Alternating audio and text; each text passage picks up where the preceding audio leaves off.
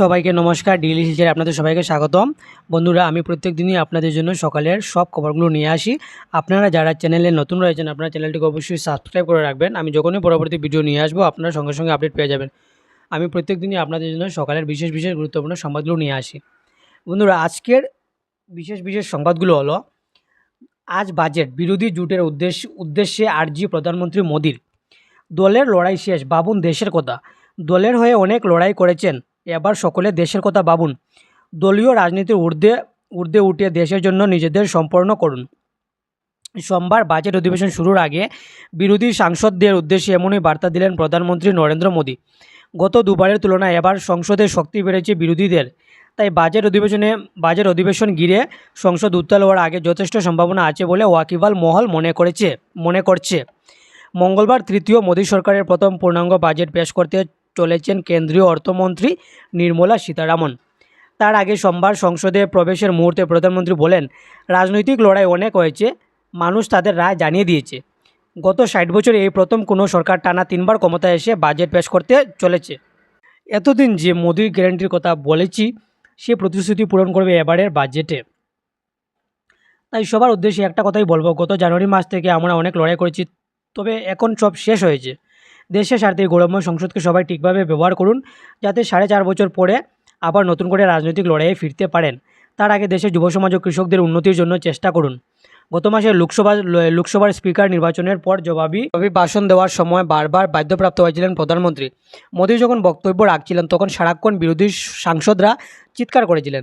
অতীতে এমনটা দেখা যায়নি, যা গণতন্ত্রের পক্ষে বিপজ্জনক মনে করেন রাজনীতির কারবারিরা। সেই প্রসঙ্গ তুলে বিরোধীদের নিশানা করে এদিন মোদীকে আরও বলতে শোনা গিয়েছে, সংসদের প্রথম অধিবেশনে 140 কোটি মানুষের দ্বারা নির্বাচিত সরকারের কণ্ঠরোধ করা হয়েছিল। আপনারা সবাই সেটা দেখেছিলেন। 2.5 ঘন্টা ধরে প্রধানমন্ত্রী মুখ বন্ধ রাখার চেষ্টা করা হয়েছিল। তাদের মনে রাখতে হবে, দেশবাসী রাজনৈতিক দলের জন্য নয়, দেশের স্বার্থের জন্য আমাদের নির্বাচিত করেছেন। এই সংসদ কোনো দল নয়, গোটা দেশের। সেই সঙ্গে বিরোধীদের একাংশে নিশানা করে প্রধানমন্ত্রীর অভিযোগ, গত 10 বছরে বহু সাংসদ তাদের লোকসভা কেন্দ্রের জন্য সংসদে কথা বলার সুযোগ পাননি। মোদী বলেন, 2014 সালের পর বহু সাংসদ তাদের বক্তব্যের মাধ্যমে সংসদকে সমৃদ্ধ করতে পারেননি, কারণ কিছু দলের বিরোধীরা নেতিবাচক রাজনীতির জন্য সংসদের অনেক সময় নষ্ট হয়েছে। উল্লেখ্য, এবারের বাজেট অধিবেশন চলবে 12 আগস্ট পর্যন্ত।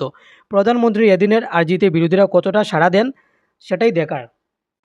টানা 7 বার বাজেট পেশ, আজ রেকর্ডের মুখে নির্মলা। তৃতীয় মোদী সরকারের প্রথম পূর্ণাঙ্গ বাজেট মঙ্গলবার সংসদে পেশ করতে চলেছেন কেন্দ্রীয় অর্থমন্ত্রী নির্মলা সীতারামন। এই বাজেট পেশ করার সঙ্গে সঙ্গেই নতুন রেকর্ড গড়বেন নির্মলা। তিনি প্রথম কেন্দ্রীয় অর্থমন্ত্রী যিনি টানা 7 বার বাজেট পেশ করছেন।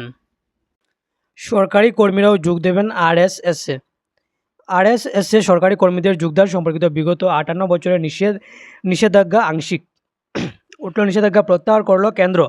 এর ফলে কেন্দ্রীয় সরকারি কর্মচারীরাও এবার আরএসএস কার্যকলাপে অংশ নিতে পারবেন। মোদির সঙ্গে দেখা করে বন্যা পরিস্থিতি নিয়ে আলোচনা হিমন্তর। প্রধানমন্ত্রী নরেন্দ্র মোদীর সঙ্গে সোমবার নয়াদিল্লিতে দেখা করলেন অসমের মুখ্যমন্ত্রী ডক্টর হিমন্ত বিশ্ব শর্মা। মূলত রাজ্যের বন্যা পরবর্তী পরিস্থিতি ও উন্নয়নের বিষয়ে বিস্তারিত আলোচনা করতেই এদিন প্রধানমন্ত্রীর সঙ্গে দেখা করেন তিনি।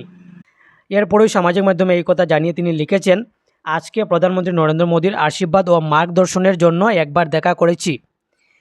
এই সাক্ষাতে আমি লিখেছি, নিজেকে ধন্য মনে করছি। এক্স হ্যান্ডেলে হিমন্ত আরও লিখেছেন, আজকের আলোচনায় রাজ্যের বন্যা পরিস্থিতি প্রধানমন্ত্রীকে বিস্তারিত জানানো হয়েছে। এর পাশাপাশি অসম যেসব সমস্যার সম্মুখীন হচ্ছে এবং এসব সমাধানে গ্রহণ করা পদক্ষেপের বিষয়েও বিস্তারিত আলোচনা হয়েছে প্রধানমন্ত্রীর সঙ্গে। একই সঙ্গে রাজ্যের বিভিন্ন উন্নয়নমূলক কাজের বিষয়ে তাকে অবগত করা হয়েছে। একই সঙ্গে তৃতীয়বার প্রধানমন্ত্রী হওয়ার জন্য অসমবাসীর পক্ষ থেকে মোদীকে অভিনন্দন জানিয়েছেন হিমন্ত। সবাইকে ধন্যবাদ বন্ধুরা। আমি আবার আপনাদের জন্য পরবর্তী ভিডিও নিয়ে আসব।